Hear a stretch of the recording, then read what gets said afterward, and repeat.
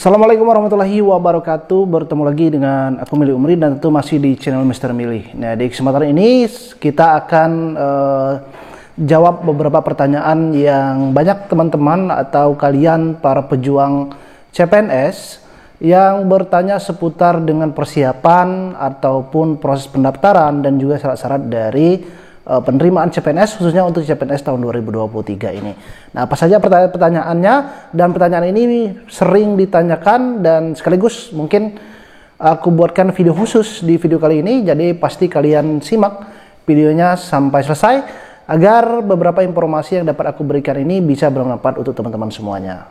Untuk teman-teman calon pelamar CPNS dan juga sekolah kedinasan yang membutuhkan terkait dengan bimbingan belajar persiapan menghadapi tes CPNS ataupun sekolah kedinasan, kalian bisa mengikuti bimbingan belajar yang diselenggarakan.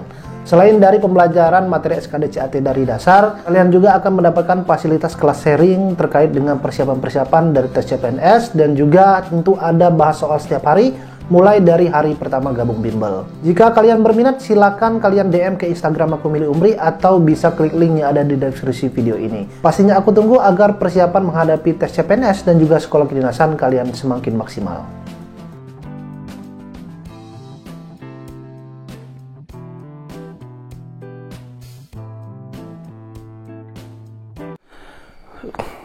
Nah, setidaknya ada beberapa pertanyaan yang sering ditanyakan oleh teman-teman semuanya, dan mungkin beberapa pertanyaan ini bisa mewakili dari kebingungan ataupun teman-teman yang mungkin masih ragu terkait dengan persyaratan dan juga tahapan dari pendaftaran CPNS ini.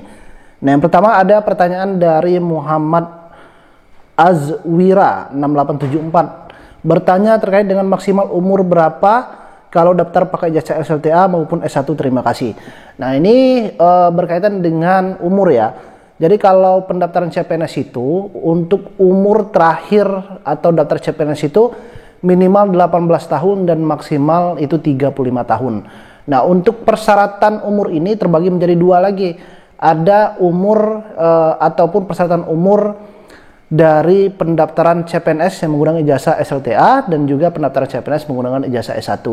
Kalau SLTA itu untuk umur minimal itu 18 tahun dan maksimal itu 28 tahun ya. Jadi khusus untuk teman-teman yang ingin mendaftar CPNS formasi ijazah SLTA seperti contohnya penjaga tahanan, pemeriksa keimigrasian, pengawal tahanan, itu maksimal umur 28 tahun.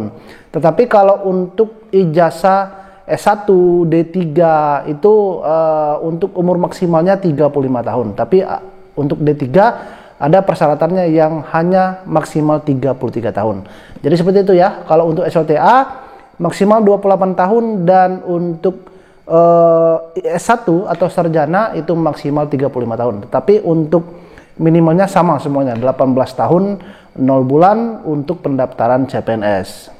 Kemudian ada pertanyaan dari Rapli Wardani bertanya terkait dengan kalau mau daftar Polsuspas apa harus mempunyai sertifikat Satpam. Nah, ini banyak juga pertanyaan teman-teman kalau misal ingin mendaftar Polsuspas atau formasinya penjaga tahanan dan juga pemeriksa keimigrasian, karena pemeriksa keimigrasian dan penjaga tahanan atau Polsuspas ini sama ya, syarat tahapan tesnya itu sama, tetapi tempat pekerjaannya saja yang beda. Kalau pemeriksa keimigrasian itu di kantor imigrasi, tetapi kalau di Polsuspas atau penjaga tahanan bisa di lapas ataupun di rutan. Jadi tempatnya saja yang membedakan untuk pekerjaan, tetapi untuk syarat dan tahapannya itu sama. Nah, kalau untuk sertifikat, sekali lagi sudah saya buatkan beberapa video dan sudah saya jelaskan berulang kali bahwa untuk mendaftar formasi Polsuspas atau penjaga tahanan dan pemeriksa keimigrasian ini tidak diminta terkait dengan syarat sertifikat ya. Jadi tidak ada diminta syarat sertifikat. Tetapi sertifikat ini bisa teman-teman gunakan nanti pada tahapan akhir, yakni tahapan uji keterampilan, wawancara dan uji keterampilan atau WPFK. Nah, pada tahapan itu juga sertifikat sifatnya tidak wajib. Jika teman-teman ada, siapa tahu bisa menambah nilai atau menunjang nilai pada saat uji keterampilan nanti atau wawancara nanti. Tetapi sekali lagi, syarat sertifikat ini tidak wajib dan sertifikat ini tidak diminta sebatas sertifikat lomba ya. Kalau teman-teman ada sertifikat kejuaraan, lomba, pelatihan silakan dibawa. Tetapi kalau tidak ada, tidak apa-apa. Syaratnya atau ini hanya sebagai penunjang saja sertifikat. Berbeda halnya dengan formasi seperti pengawal tahanan kejaksaan. Memang harus ada sertifikat ya, sertifikat bela diri, atau juga seperti contohnya pengadministrasian perkara untuk kejaksaan, ada sertifikat komputer, dan itu sifatnya wajib dan dilampirkan saat pendaftaran awal atau saat unggah dokumen pada laman SSCSN. Tetapi untuk penjaga tahanan atau Puspes dan pemeriksa keimigrasian, instansi Kemenkumham tidak ada syarat diminta terkait dengan sertifikat ini. Itu ya, jadi sudah jelas untuk sertifikat. Kemudian ada pertanyaan dari Arif Ahmansyah. Ini bertanya kalau misalnya dari kesehatan daftar di Puspes itu kategori apa ya? Nah, untuk pertanyaan ini banyak juga ditanyakan teman-teman. Kalau misalnya daftar Puspes, mereka ingin menggunakan ijazah S1 atau D3, mungkin mereka sudah tamat S1 ya, atau bagian kesehatan contohnya seperti ini tadi. Bisa atau tidak mendaftar Puspes? Jawabannya tidak bisa ya, kalau menggunakan ijazah S1 dan D3. Tetapi bisa kalian daftar menggunakan ijazah SLTA. Jadi walaupun kalian sudah mendapatkan gelar sarjana atau sudah D3 atau S1, ingin mendaftar Puspes itu bisa, tetapi sekali lagi untuk syarat ijazahnya tetap wajib menggunakan ijazah SLTA sederajat. Bisa ijazah SMA, SMK, madrasah aliyah atau paket C. Jadi tidak bisa menggunakan ijazah seperti D3, mau melamar Puspes menggunakan ijazah kesehatan, itu tidak bisa, tetap menggunakan ijazah SLTA. Tetapi kalau dalam formasi atau instansi Kemenkumham, bagi kalian yang lulusan kesehatan itu ada formasi khususnya, formasi D3 keperawatan dan kebidanan, ada juga dokter. Jadi kalian bisa menggunakan ijazah yang kalian miliki bagian kesehatan. Tetapi kalau untuk Puspes itu kalian tidak bisa menggunakan ijazah S1 atau D3 untuk kalian daftar di Puspes. Wajib tetap menggunakan ijazah SLTA. Selanjutnya ada pertanyaan dari Salsabila. Kak, aku baru kemarin buat akunnya. Kalau belum dibuka pendaftaran, kira-kira akun yang dibuat kemarin bisa digunakan atau harus buat lagi? Nah, ini banyak juga teman-teman yang bertanya. Jadi saat pendaftaran CPNS itu kalian mendaftarnya melalui online, melalui laman sssn.bkn.go.id. Semua formasi, semua instansi daftarnya melalui satu portal saat CPNS dibuka, yakni pada laman sssn.bkn.go.id. Nah, di sana nanti kalian akan diminta untuk membuat akun. Nah, bagaimana jika kalian sudah memiliki akun? Mungkin tahun 2021 terakhir CPNS buka ya, kalian sudah memiliki akun. Kira-kira nanti akunnya masih bisa digunakan atau kalian buat lagi? Jawabannya kalian buat lagi, karena akun yang tahun kemarin atau sudah pernah kalian buat itu tidak berlaku lagi. Jadi akan di reset kembali untuk sistem SSCSN. Jadi kalian buat akun baru lagi dan tetap sama prosedurnya, menggunakan email, kemudian menggunakan KK, KTP kalian untuk mendaftar akun. Jadi jawabannya adalah kalian harus buat akun lagi, jadi tidak bisa kalian membuat atau menggunakan akun yang lama. Dan pembuatan akun nanti bukan dari sekarang, tunggu pendaftaran CPNS dibuka.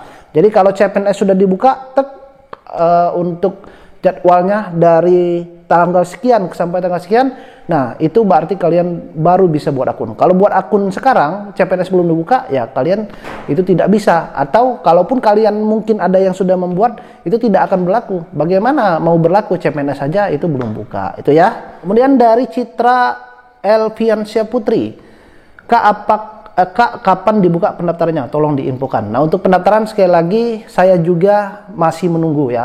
Jadi pendaftaran itu bukan dari saya, bukan dari instansi, bukan dari formasi yang kalian lamar, tetapi pendaftaran itu akan diumumkan secara serentak oleh Kemenpan RB, baik melalui sosial media website ataupun melalui sosial media lainnya seperti di IG, Twitter, ataupun mungkin di sosial media lainnya. Jadi sekali lagi pendaftaran itu akan diumumkan serentak oleh Kemenpan RB ya. Jadi bukan dari saya, bukan dari pihak. Misalnya kalian melihat di Google bahwa sudah buka, nah itu kalian cross check lagi kalau misalnya ada info. Sekali lagi, info valid itu dari Kemenpan RB, dan saya pun itu masih menunggu. Jadi kalaupun nanti sudah buka, pasti akan saya buatkan video dan saya akan share. Saya hanya posisi di sini menyampaikan informasi atau penyambung lidah dari pemerintah, dalam hal ini Kemenpan RB, terkait dengan penerimaan pembukaan dari CPNS kepada teman-teman yang mungkin membutuhkan informasi tentang CPNS, P3K ataupun sekolah kedinasan. Jadi sekali lagi kita sama-sama menunggu, dan sambil menunggu teman-teman wajib persiapan dan pembelajarannya. Pastinya belajar, apalagi SKDCAT. Kemudian dari Wintan Tiardi, Bang, kalau ijazah belum keluar adanya SKL, gimana Bang? Bisa. Nah, untuk SKL ini tergantung dari formasi ya, formasi yang teman-teman daftar. Jadi ada beberapa formasi yang boleh menggunakan SKL, boleh atau sebagai surat pengganti ijazah itu SKL boleh, tetapi ada formasi yang tidak membolehkan, jadi wajib menggunakan ijazah. Tetapi kalau untuk formasi penjaga tahanan contohnya atau pemeriksaan keimigrasian boleh menggunakan SKL. Jadi untuk teman-teman yang mungkin baru lulus atau mungkin ijazahnya belum keluar, itu boleh menggunakan SKL. Tetapi ada juga formasi yang tidak membolehkan SKL, jadi wajib menggunakan ijazah. Jadi sekali lagi, jika teman-teman nanti CPNS sudah dibuka, kalian ingin mendaftar formasi yang mungkin akan dibuka nanti, kalian baca, nanti akan dikasih PDF-nya, kalian baca, bolehkah menggunakan SKL atau tidak. Tetapi kalau untuk Kemenkumham itu boleh menggunakan SKL atau surat keterangan lulus sebagai pengganti ijazah. Nah, itu sudah aku buatkan video khusus, jadi silakan teman-teman tonton. Semoga di sana sudah lengkap ya, jadi semoga itu bisa membantu teman-teman. Kemudian dari Danu Williansyah, Bang mau nanya, mewakili dari teman-teman semuanya. Nah, ini mungkin banyak ya teman-teman bertanya. Pada saat pendaftaran online tapi ada yang nggak punya laptop atau komputer PC, apakah boleh menggunakan HP dan handphone? Nah, untuk pendaftaran CPNS ini boleh menggunakan laptop, boleh menggunakan PC, boleh menggunakan HP. Jadi kalian mungkin yang tidak memiliki PC atau laptop boleh menggunakan HP pendaftarannya, atau untuk mengakses laman SSCSN ini. Tapi sekali lagi, memang dari HP ini ya ada kelemahannya, karena tabel ataupun desktop layar dari pendaftaran itu, websitenya itu biasanya luas. Nah, kalian itu terkadang banyak kesusahan saat memasukkan tanggal ijazah atau tanggal lahir atau nama tempat, karena saat diklik itu kalian di sana saat pendaftaran itu bukan diisi ya, tapi kalian klik, kalian pilih. Nah, itu kalau di HP terkadang tidak muncul atau kadang suka muncul min seperti itu. Nah, kalau di untuk PC atau laptop itu tampilannya full ya, jadi kalian saat klik itu biasa sudah tampil tanggal bulan berapa saat memilih tanggal lahir.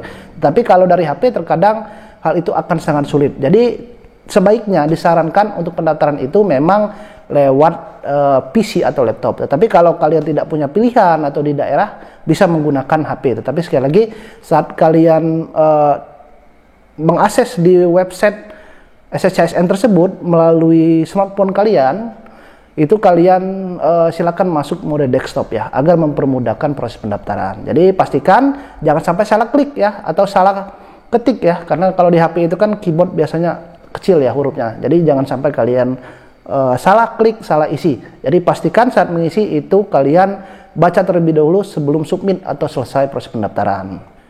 Kemudian ada pertanyaan dari Muhammad RFT ya. Nah, ini bertanya, jika CPNS Kemenkumham apakah ada tes kesemaptaan? Jika ada tesnya apa saja? Tes kesemaptaan untuk Kemenkumham ada, tetapi hanya untuk formasi ijazah SLTA, yakni formasi Polsuspas atau penjaga tahanan dan pemeriksaan keimigrasian. Selain dari itu, formasi lainnya tidak ada tes kesemaptaan. Nah, untuk tes kesemaptaan dua formasi ini, penjaga tahanan dan pemeriksaan keimigrasian, tes kesemaptaannya sama seperti tes semapta Polri ya. Nah, tes semapta Polri itu sama, atau TNI sama, tetapi yang bedakan tidak ada tes renangnya. Jadi tesnya lari selama 12 menit, kemudian ada pull up untuk laki-laki dan chinning untuk perempuan, ada sit up, kemudian push up, dan juga ada sateran. Nah, ini khusus video kesemaptaan ini sudah aku buatkan juga, jadi teman-teman silakan tonton agar teman-teman bisa mengetahui nilai berapa harus kalian capai, kemudian apa saja caranya ataupun yang diperbolehkan atau tidak untuk gaya dari tes kesemaptaan seperti pull up ini, bolehkah mengayun atau tidak. Jadi silakan teman-teman tonton. Kemudian dari Safina Pramesti, halo Kak, izin tanya, untuk surat pernyataan siap sedia ditempatkan di mana saja, itu kita buat sendiri atau gimana ya Kak? Apa perlu bertanda tangan materai? Semoga terjawab. Terima kasih. Nah, ini untuk pertanyaan ini banyak juga ditanyakan, dan ini bagus ya pertanyaannya, karena beberapa formasi itu ada yang meminta surat pernyataan ya, surat pernyataan dan juga surat lamaran. Nah, biasanya surat pernyataan dan lamaran ini dua surat yang wajib ada di beberapa formasi seperti contoh penjaga tahanan dan juga pemeriksa keimigrasian. Kemudian untuk surat lamaran ini ada setiap formasi pasti ada surat lamaran. Nah, sekali lagi surat lamaran dan pernyataan ini baca lagi persyaratannya. Ada yang meminta untuk surat lamaran ini diketik, ada juga buat sendiri termasuk surat pernyataan. Ada juga yang nanti kalian tinggal mengunggah ya, atau tinggal mengunduh di laman tertentu, jadi diarahkan. Nah, seperti contohnya formasi penjaga tahanan dan pemeriksa keimigrasian, surat lamaran dan pernyataan itu kalian nanti bisa unduh di laman cpns.kemenkumham.go.id. Tapi nanti tunggu dibuka dulu ya. Nanti di sana disediakan, kalian tinggal unduh, kalian isi, bisa itu untuk arahannya, bisa ditulis tangan, bisa juga diketik ya. Kemudian kalian print dan kalian scan ya. Tentu pakai materai. Materai itu baru 10.000 ya. Nah, itu ya. Jadi baca sekali lagi, apakah surat lamaran dan pernyataan itu kalian diminta untuk tulis tangan atau tinggal unduh, tinggal isi atau bagaimana? Tergantung dari formasi dan instansi yang teman-teman lamar. Kemudian dari Setia Amanda, kalau semisal daftar CPNS selalu daftar lagi sekolah kedinasan, apa boleh? Nah, biasanya untuk sekolah kedinasan ini lebih dulu ya. Seperti contohnya tahun sekarang sekolah kedinasan itu sudah dulu buka. Kemudian kalian sudah daftar sekolah kedinasan, mau daftar CPNS lagi, boleh atau tidak? Jawabannya boleh. Nah, bagaimana untuk akunnya berbeda, karena akun untuk pendaftaran atau alamat pendaftaran sekolah kedinasan itu Dikdin BKN, tetapi kalau untuk CPNS itu SSCSN BKN, jadi beda portal ya kalian. Jadi jawabannya bisa untuk mendaftar sekolah kedinasan kemudian daftar CPNS lagi. Jadi bisa. Untuk jadwalnya apakah tabrakan? Saya rasa itu jadwalnya tidak akan tabrakan ya, karena lebih dulu pendaftaran sekolah kedinasan daripada CPNS ini. Jadi jawabannya bisa untuk teman-teman yang ingin mendaftar CPNS yang sudah mungkin mendaftar sekolah kedinasan. Yang tidak bisa itu kalau kalian daftar CPNS-nya ambil dua formasi. Misal CPNS dibuka, kalian daftar instansi Kemenkumham, kemudian daftar lagi instansi kejaksaan. Nah, itu tidak bisa. Jadi cukup memilih satu instansi dan satu formasi. Itu ya. Kemudian pertanyaan berikutnya, maksud ijazah fotokopi atau legalisir itu apa ya Kak? Ijazahnya asli atau fotokopi yang dilegalisir? Nah, untuk pendaftaran CPNS tidak ada berkas satupun yang fotokopi ya atau legalisir, wajib berkasnya asli. Nah, berkas asli dan legalisir itu atau fotokopi itu bedanya apa? Kalau berkas fotokopi itu berkas asli kemudian difotokopi, itu ya fotokopi, jadi itu tidak boleh. Kemudian kalau legalisir itu sudah difotokopi, biasa dilegalisir, tidak pernah berkas asli itu dilegalisir ya. Saya belum pernah menemukan ya. Tapi kalau mungkin teman-teman tahu, silakan mungkin komen di komentar ya. Tapi sejauh ini yang saya tahu bahwa yang namanya legalisir, berkas legalisir itu adalah berkas fotokopi ya. Tapi kalau berkas asli itu sangat mungkin tidak ada ya. Atau saya aja yang nggak tahu ya, bahwa berkas itu ada yang asli kemudian dilegalisir. Tapi kalau berkasnya yang pastinya untuk mendaftar CPNS yang kalian unggah, upload itu berkasnya asli ya, bukan fotokopian. Itu ya. Jadi untuk bench learn ya, untuk ijazahnya wajib ijazah asli ya. Semua berkas ya, semua berkas itu asli untuk mendaftar CPNS nanti. Nah, mungkin itu beberapa pertanyaan ya yang banyak ditanyakan teman-teman. Jika mungkin ada pertanyaan lainnya, silakan tulis di kolom komentar. Dan jika teman-teman, jika saya rasa itu banyak yang kebingungan atau banyak tanyakan, nanti akan saya buatkan video di lain kesempatan. Oke, untuk teman-teman, terima kasih untuk sudah menonton video ini. Semoga membantu. Dan pastinya jika ingin ikut bimbingan belajar persiapan CPNS ini, kelas bimbel masih dibuka, jadi silakan kalian bisa daftar, bisa ke DM aku Milih Umri atau bisa klik link yang ada di deskripsi video ini. Jadi pastinya aku tunggu, kuota masih dibuka. Mari kita belajar bersama-sama dan jangan tunda persiapan atau pembelajaran teman-teman semuanya. Sekali lagi terima kasih dan aku akhiri, wassalamualaikum warahmatullahi wabarakatuh.